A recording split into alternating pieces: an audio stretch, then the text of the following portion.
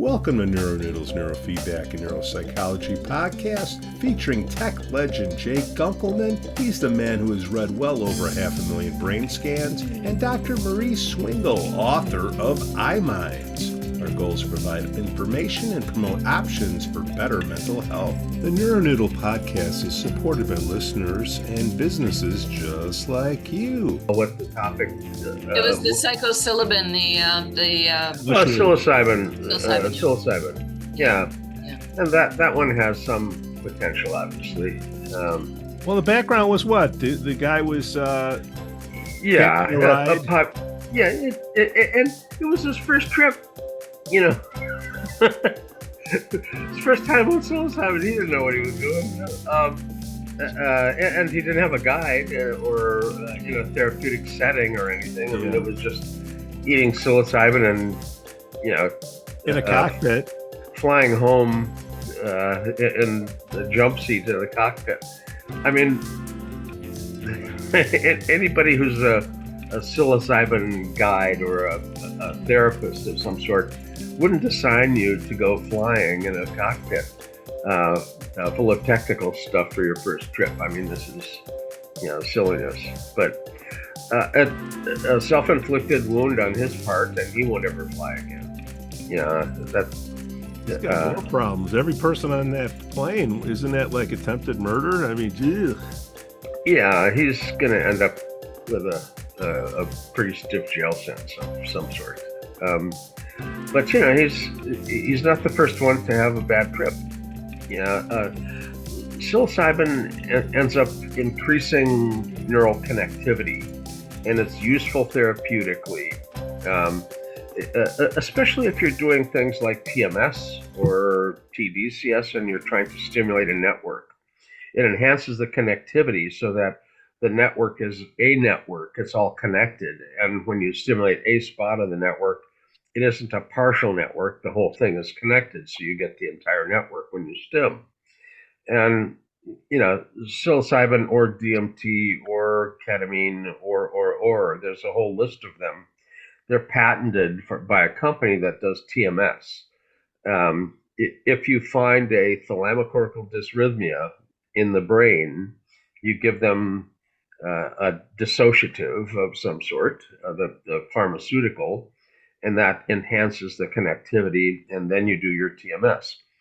And the use of ketamine, you can do dental surgery on ketamine. And in fact, that's a common use for it.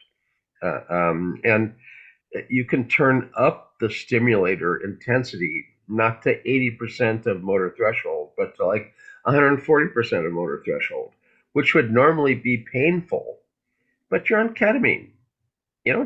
Give a damn about the twitch, and so that they have a higher efficacy, remission and response rate than is normally reported. But, it's probably necessary to find somebody who's not part of the company that patented it all to actually see some accurate remission and response rates. But their rates were like, most everybody gets better, and that's not the case in TMS. They're 50% or so if they're lucky. If you'll permit me to just kind of put a lens on this. I mean, Jay, I know you always refer to how can we talk about things? Obviously, for our colleagues, we have a certain level of intellectual or scientific conversation, but also, for the mom and pops who are curious about this. I think one of the major issues, I mean, Jay kind of knows that I am more conservative professionally. I stand a little bit on the sidelines, and this is one where I've kind of been on the sidelines, and I'm not going to really dive into efficacy, non-efficacy. I know when to shut up when it's not my time. But what I do want to talk about is the lens. And why certain, I would say, newer therapies that they're introduced get such a bad rap. Obviously, lack of research, but also qualifications of anybody doing this level of experimental research better have a lot of credentials and ethics higher than any building anywhere on this planet. And, analogy that just kind of came to mind, if you're talking about anesthesia, think about you know, would you, just do anesthesia on your own because you've heard that when you pop a blister, or even let's go for it, you because your appendix is bothering you. Okay, that's kind of I'm playing with analogies and I'm really exaggerating, but for an individual to consume a substance that's absolutely known to cause hallucination, to alter behavior, and now is currently being explored by very qualified people in terms of its ability to completely change neuronal circuitry. Okay, there's and hopping on a plane, that I think is what we need to bring to the general public. So I'm pardon the interruption, Jay, but I don't want to just kind of go from, oh yeah, this dude just did this on a plane to how wonderful it potentially could be for TMS. I just wanted to take a bit of a pause here and talk about what we're really talking about. It's absolute misguided curiosity to inalterant substance. It agrees. Mm-hmm. Yep. Is this a misguided statement? If you have a choice between doing weed or doing LSD or psilocybin and LSD can do more for your mind than weed. Do more for your mind is the key there. It could do more to your mind, perhaps. For your mind sounds like it's productive, and it can be in the right circumstance. But having done some pilot work with some of the corporate entities that look at entheogens,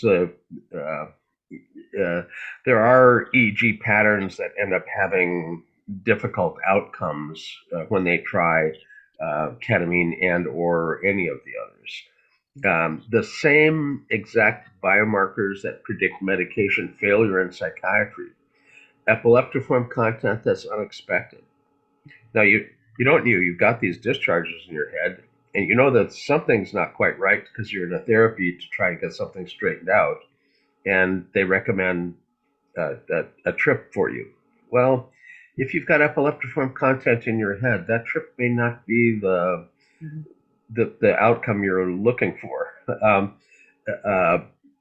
K-holes, ketamine bad experiences are called K-holes, and they're not uncommon.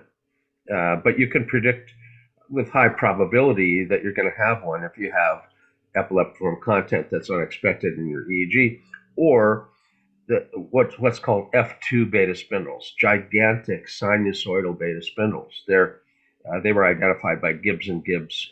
F1 is just more beta than you'd expect. F2 is giant spindles, greater than 20 microvolts. I mean, beta spindles that size are not common, but when you see them, they're problematic. And they predict medication failure in psychiatry. So they're medication failure for entheogens as well. And if you go to a ketamine clinic, they don't look at your EEG first. Oh, I'm sorry, you've got epileptiform content. You probably have a bad experience. They go, oh, you're complaining of intractable depression, and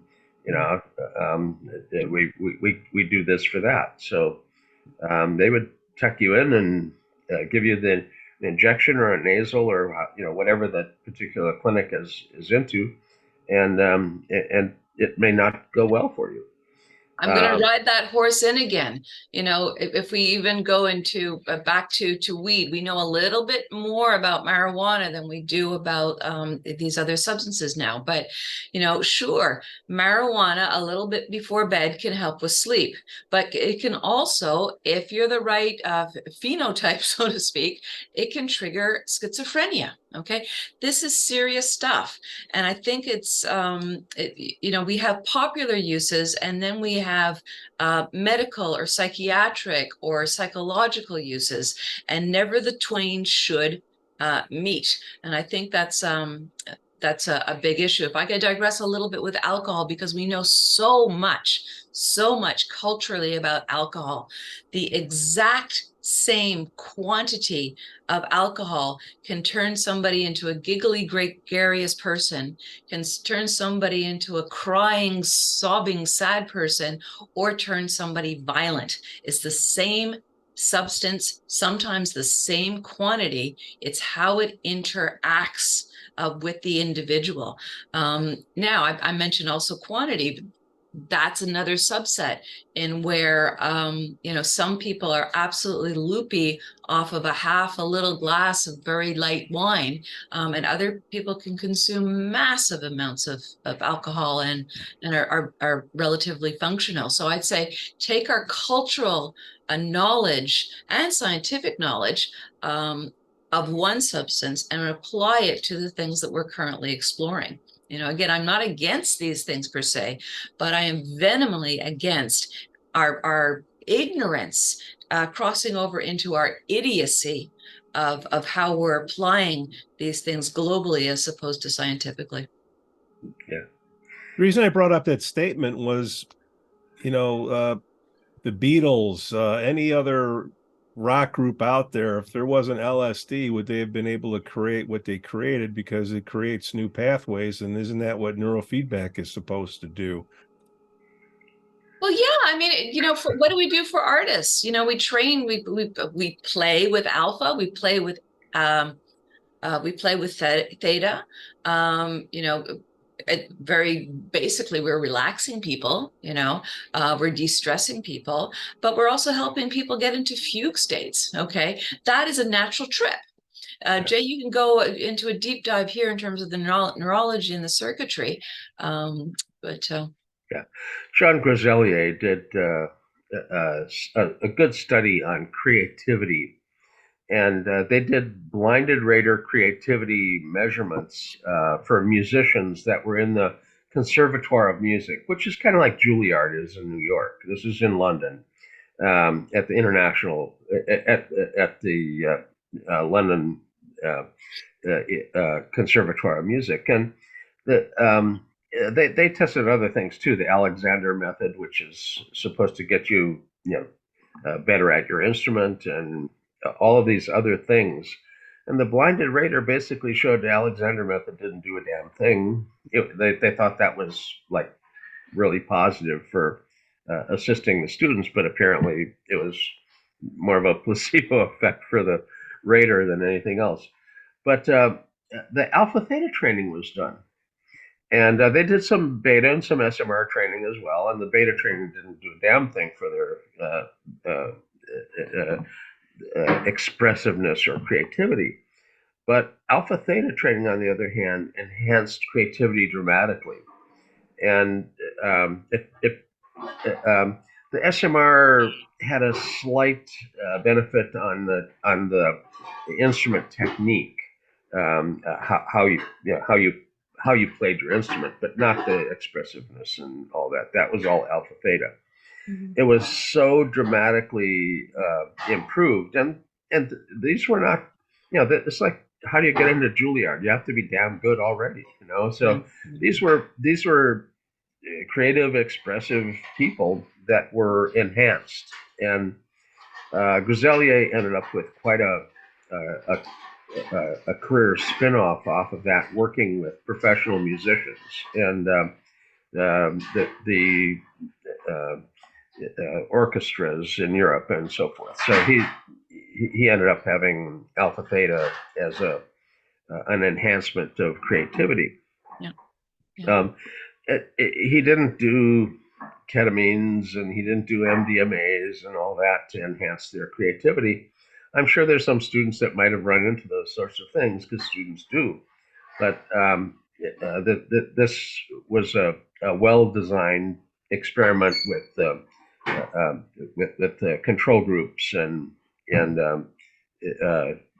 looking at not just one technique but others. And if you can enhance someone's creative expression, you're tapping into a deeper internal sense of state and self, and That's not easy to do, but apparently it's workable with neurofeedback, tapping into deeper states.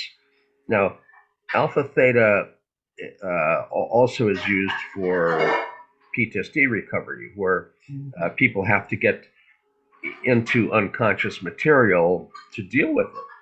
I mean, unless you actually grab onto that unconscious material and wrestle with it, it's always going to be there. And alpha theta training allows you to get into a deep enough state to have access to that unconscious, preconscious material and still have some alpha hanging around for adult awareness.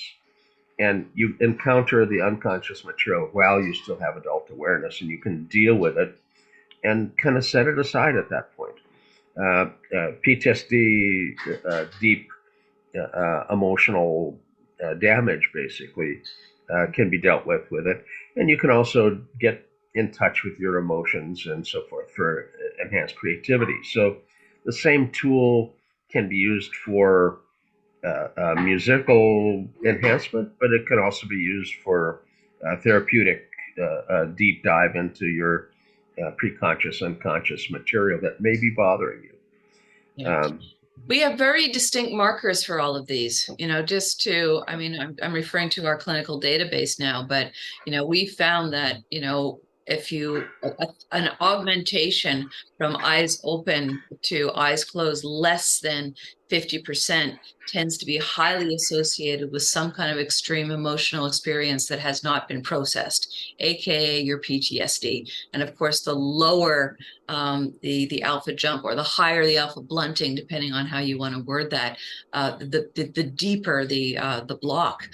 Conversely, the higher the jump of alpha from eyes open to eyes closed is directly correlated in our work with artistic expression, until a certain capping point when it tends to be associated with complete deregulation. Now, this is an area that fascinates me because I think it kind of loops into what Jay was saying before. And if he didn't say it directly, he was saying the Beatles had to be the Beatles, whether they were doing LSD or not is potentially irrelevant. And if I could digress mildly, I think everybody knows that person or that couple who are just like potheads and have been for years and years, and air quote, they're fun, they're just these really nice people, right? And their careers are okay, et cetera, et cetera. And you have other people that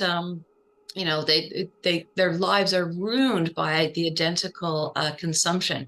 What's the difference?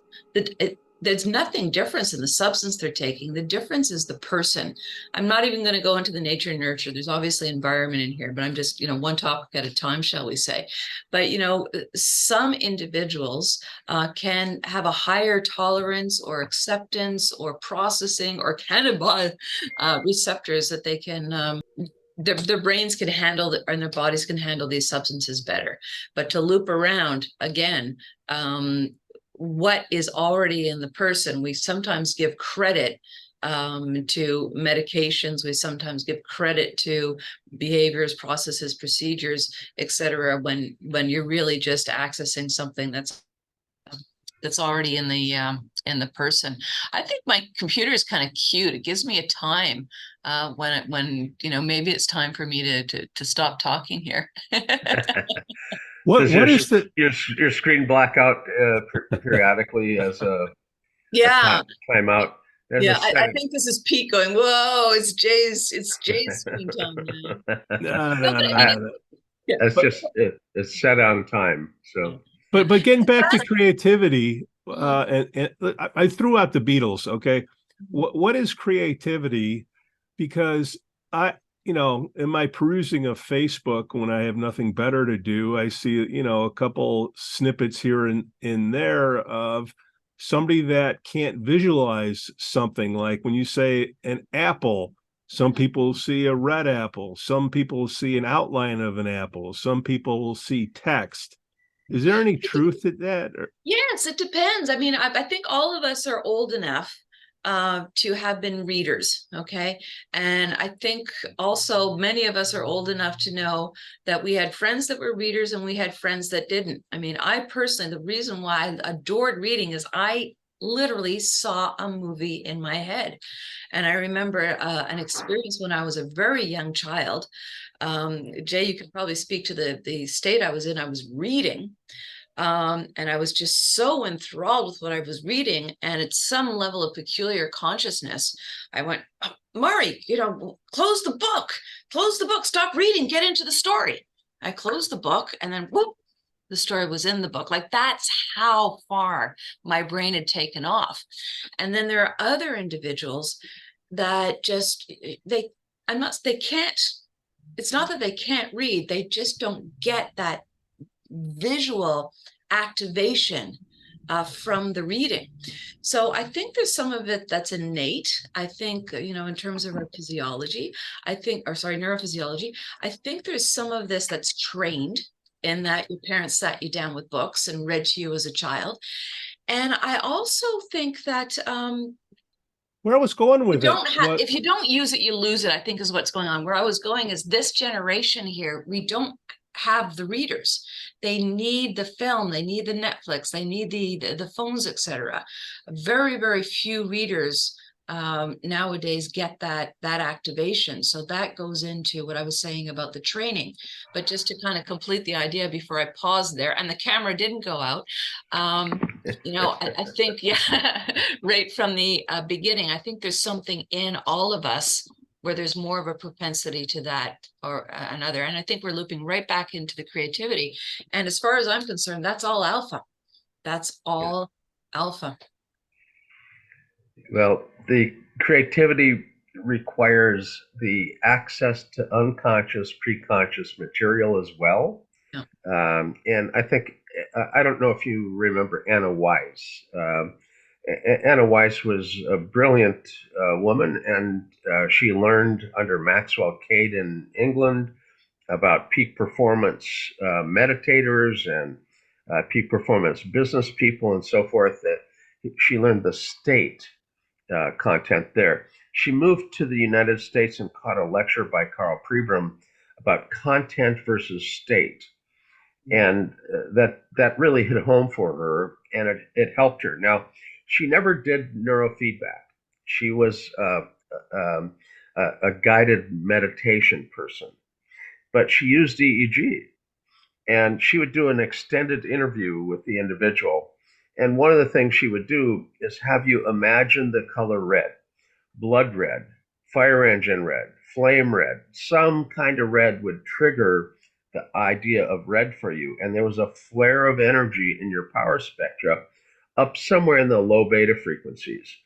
As you went from red, orange, yellow, Roy G. Biv on the way down towards violet or purple, it slower and slower and slower and slower. Purple's down in the theta frequencies.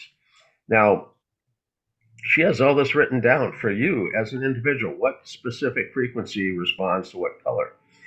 In your guided meditation, if she sees a missing frequency, she assumes information can't flow from the low frequencies to the high frequencies if there's what she called a gooseneck, missing frequency.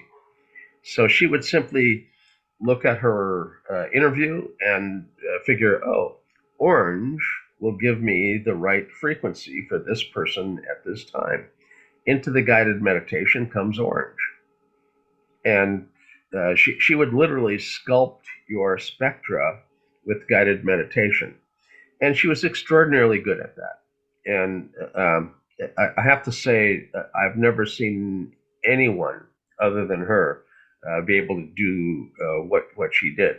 She was an absolute master at what she did. Thanks for bringing that up, Jay. I mean, I actually want to, not sure whether I still have to dust that stuff off and go back to her work.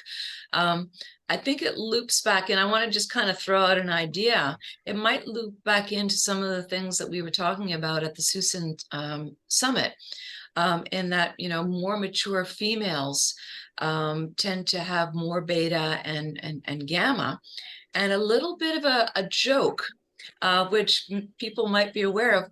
Why do older women love purple? Okay. We joked about royalty and coming into your own and it being a dominant color, but if you really look at favorite colors of people, many more mature females love purple. Do you think there's anything there? Could be. Yeah. Probably something to take some EG correlates of Yeah, it could be fun. To see. But the ability to have the insight that the content of your consciousness ends up changing the state of your consciousness, and vice versa.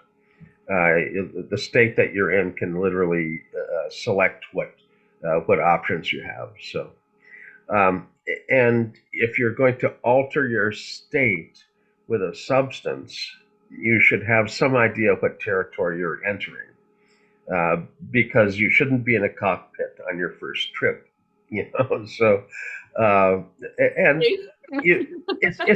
it's appropriate to end up having people that have been there before do some guidance for you. I don't know anybody that would counsel you to go jumping into your workplace on a single trip of psilocybin when you don't have any idea how you're going to respond. Yeah. And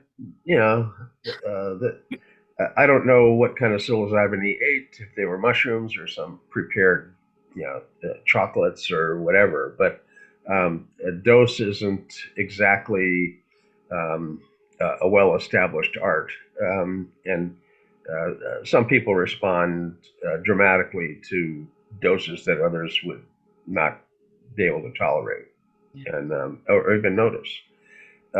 Back in the day, I had a friend who would eat a handful of LSD four-way barrels, like 5, 6 four-way hits, all at once.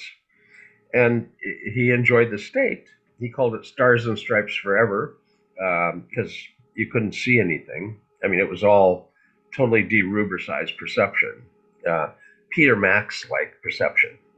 So if you remember back in the era, Peter Max had the kind of yellow submarine sort of art that he did. Yeah. Anyway, so it turns out that he was the best electronic engineer I've ever met, and he had a hugely creative skill set with respect to creating EG amplifiers. So, So Pete, this is where you jump in. Don't do this at home. That big. Yeah. You're not going to turn into an electronic engineer by eating handfuls of four-way barrels, but at the same time, there are people that end up diving deep into their unconscious, preconscious material and dredge up ideas and new ideas. Let's look at ayahuasca for a moment.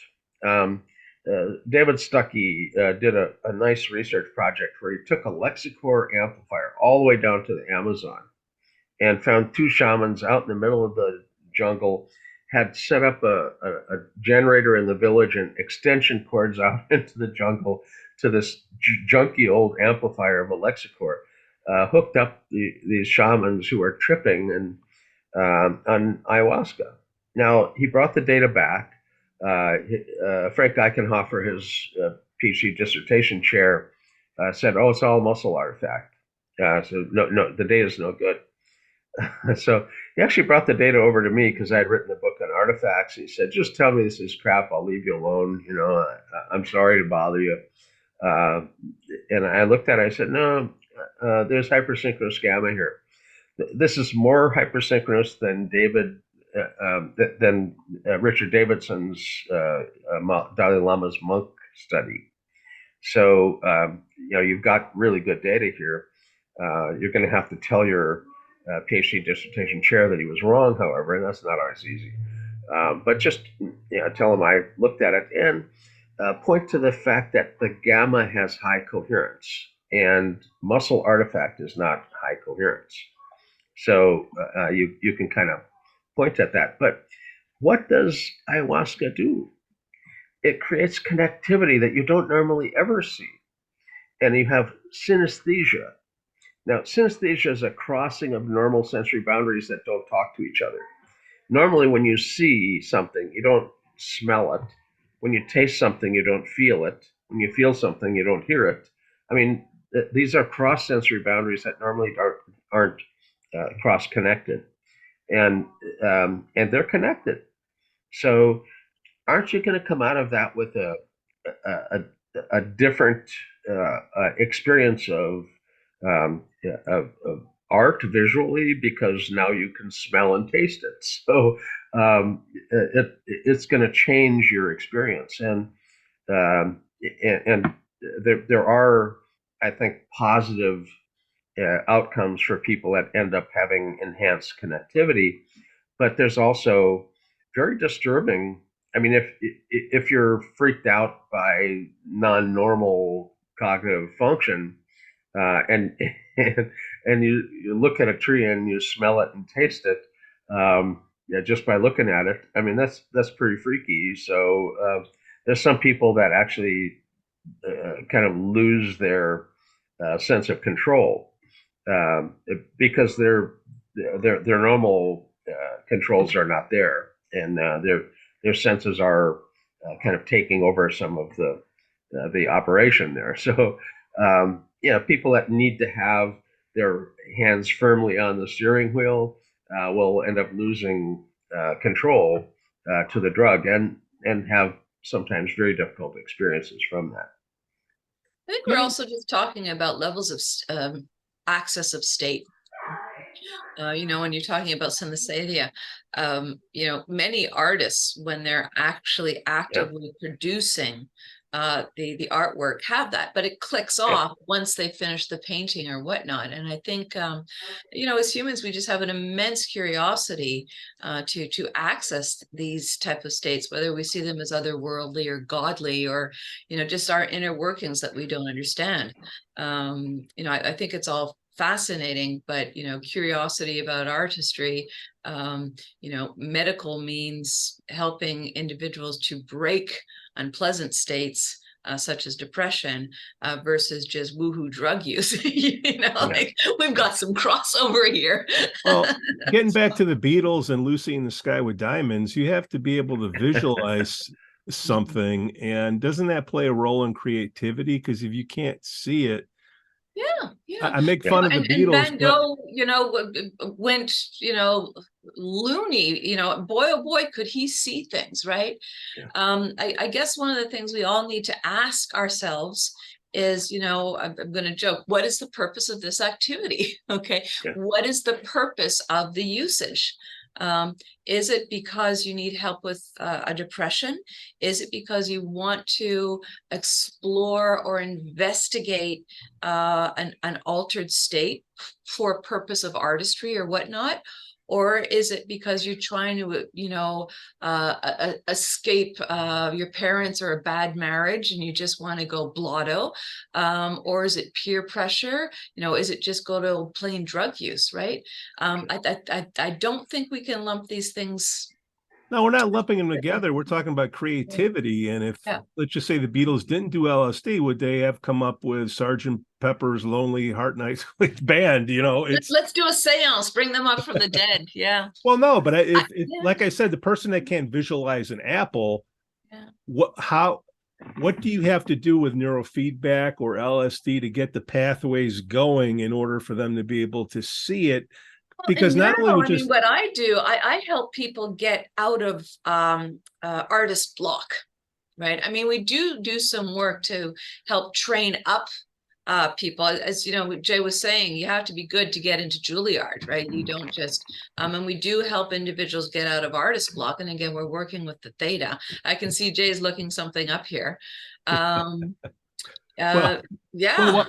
While Jay's looking it up, I mean, in the corporate world, you have vision boards because you're trying to motivate your employees. If you don't have the goals or the reasons why you're doing the job that will turn into money, that you're going to go purchase something, you may not have somebody that's motivated, whatever those motivations are. If they can't, here we could talk about EEG assisted brainstorming. I mean, sure, that could be really great. I mean, there are companies, I don't want to mention them because I don't think they do it well, because they're not, trauma informed is a big word now, but you've got to be really careful if you're going to help people get into alpha states and theta states, and not be prepared for potential trauma release and feeling unsafe and things. But if you know what, this is looping around. If these if you want to do collective neurotherapy to access creativity, why not just make sure it's done by somebody who knows their stuff? How do we know that, Jay? How do we know You somebody? know, let's look at creativity for a moment. There was a big project that was well funded by the founder of Atari. Had a lot of money from having sold his game, and he wanted to get the next level game, and he wanted it to be based on the brain operating the computer, and he wanted it to be oriented to creativity. So he brought in some of the more creative people he knew from Silicon Valley, and he tested their EEGs. The group was called the other 90%. You only use 10% of your EEG or your brain, so this is the other 90%. So that was their little company. Now they collected quite a few brilliant creative folks, and they found what they thought was creativity, a finding in these folks. So they were all excited. They brought me in to take a look at what they had found and to tell them what I thought it might be. And I looked at their data. It was lambda, and I was the most disappointing news they had ever heard. They thought they found creativity, and I told them, no, it's lambda. It's visual processing. Now, you can have excess lambda from PTSD and anxiety and all of that, but you can also have visualization and be a creative individual that uses visualization. So it wasn't creativity, it was people that were visualizers. And that's What's the not, difference? it's, well, not everybody that's creative ends up being a visual visualizer. It's a piece of it, but it's not creativity in and of itself. Yeah, I think it's a form of, I'm playing Yeah. with you, but I think it's a very dominant form of creativity. Yeah, and they were upset with my advice, suggesting that it was just lambda, even though that it wasn't a just lambda. It was visualization. They brought a neurologist in to tell them what they thought it was. They said it's lambda, and they gave up the project. They ended up with a funky little game that operated off of the GSR. You kind of put your fingers on top of a deal. You control a skier going down a hill. Gamers, you've got to have a game that's got lots of levels and can keep you engaged. And it was just too simplistic. And the Atari was a success. This wasn't. So they kind of bombed out on their project, unfortunately. But their attempt at finding creativity by looking at EEG for a frequency probably wasn't the right approach. And undoubtedly, people that are creative end up having cross frequency coupling so that unconscious material and conscious perception end up kind of bonding in some fashion. So you have access to imagery and access to feelings and things like that quite commonly are somewhat separate from normal conscious awake activity. Unfortunately, you know, there are artists that walk down the street and see art in their environment, and there are other people that walk down the street and all they see is dirty sidewalks and the cats that have peed here and a dog crap over there. They don't see the art in the world. They see the dirty underbelly of it, and it's the same scene. So that pilot that was hitching a ride, if he had an EEG on, what Hitching a trip. Yeah, what would that EEG look like? Just spitball. Well, cross frequency coupling is enhanced with entheogens that are hallucinatory. Again, if you cross-frequency couple sight with smell, the uncus on the mesial temporal surface for the sense of smell and taste, along with vision in the back of the head and visual imagery processing, those normally don't talk. They're separate circuits, but when you have synesthesia, they're hooked. So creatives hook up and tap into connections that other folks just don't. And if you're just looking for a frequency that is creativity, you'll never find it. Yeah. That's not the right way to look. You look under the streetlight for the thing you lost somewhere else. It doesn't make any sense. We have to look in a more complex way. When I had identified cross-frequency coupling in healer-healee consciousness stuff, I was asked to identify when a healer group was doing some healing versus when they weren't. And they gave me a 5-minute baseline and 2 5-minute periods, and I had to tell them when the healing was happening during the 5-minute periods.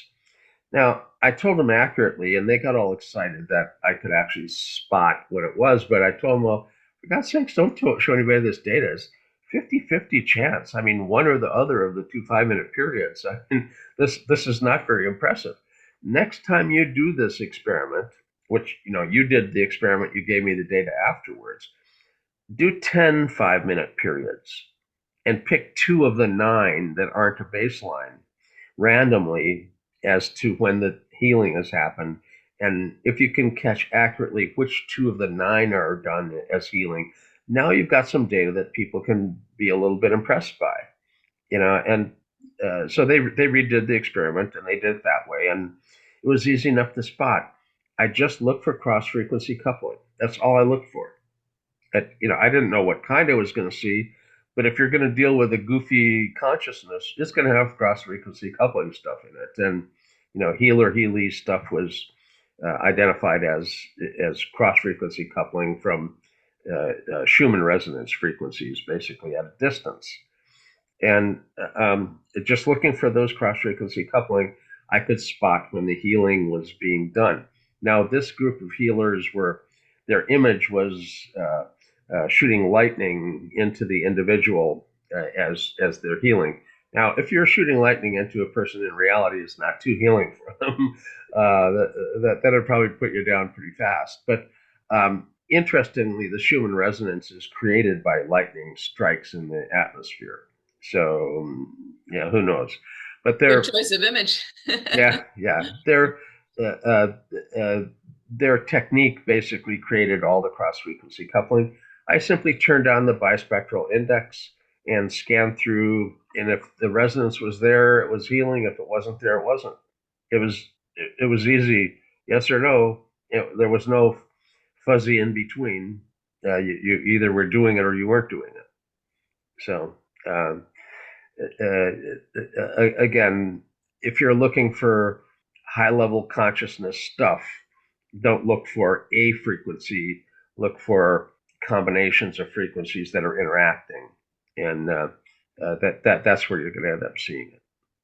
You never know where you're going to get a podcast from. Piolet on shrooms for the first time turns into creativity, turns into musicians, turns into, and then here we are. Yeah. And Dr. Murray, you got anything to add on this? I think it's fascinating. It's, we're all seeking, some form of altered state for different purpose. And power to exploration. Yeah, power to exploration. But, not that one. Not that one. Pardon my bumpy camera today. My assistant is here on the lap, and that's nice. Yeah. So he kind of readjusts and bumps of course he does the table here when he wants to. So. Well, on a closing note, it could be like Elon Musk says, this is all a simulation. So He's getting pretty rich in his simulation, though. Dr. Swingle. Yes, Jay? Yeah, I look at his life and I think it should be simulated. What a mess. One guy's mess is another man's treasure. Dr. Mary Swingle, Jay Gunkelman, thank you for another riveting episode of the Neuronoodle. Thank you. Have a good day. Bye-bye, everybody. The Neuronoodle podcast is supported by listeners and businesses just like you.